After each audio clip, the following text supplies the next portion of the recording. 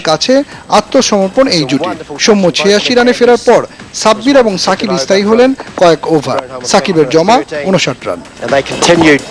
বাংলাদেশের শেষ ৭ ব্যাটসম্যানের মধ্যে রুবেল ছাড়া অন্য কারোর ৫টি টেস্ট খেলার অভিজ্ঞতা নেই। সেটাই বোঝা গেল দুই অভিষিক্ত সুহান ও শান্তর ব্যাটিংয়ে।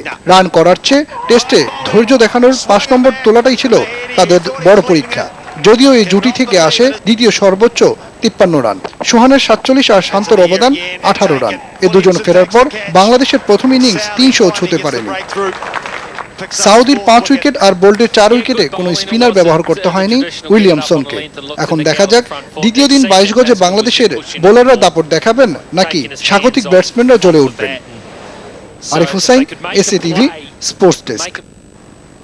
এদিকে দিন শেষে সংবাদ সম্মেলনে বড় স্কোর করতে না পারার আক্ষেপ জানিয়েছেন সৌম্য সরকার, যার প্রভাব পড়েছে দলীয় স্কোরেও। সৌম্য মনে করেন সাকিব এবং তিনি আরো কিছু সময় ক্রিজে থাকলে দলীয় ইনিংসটা আরো বড় হতে পারত।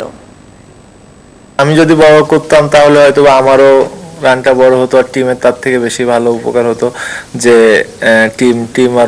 টিমের খাতায় আরো বেশি রান থাকতো বা আমি আউট হয়েছি তারপর পরই আবার সাকিব আউট হয়েছে। আমরা যদি পেস বলাররা যদি রাইট ওয়েতে বোলিং করতে পারি, রাইট জায়গায়, আমার কাছে মনে হয় উইকেটে হেল্প আছে।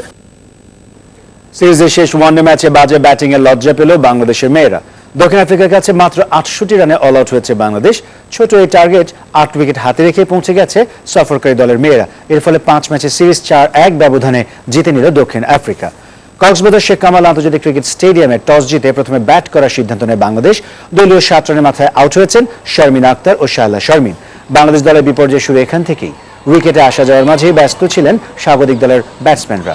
২ অঙ্কের ঘর ছুঁয়েছেন মাত্র ২ জন। সর্বোচ্চ ১৩ রান শারমিন সুলতানার। ৩৬ ওভার ৩ বলে শেষ বাংলাদেশের ইনিংস। এরপর ব্যাটিংয়ে নেমে ১০ ওভারে ২ উইকেটে ৬৯ রান করে জয় তুলে নেয় দক্ষিণ আফ্রিকা।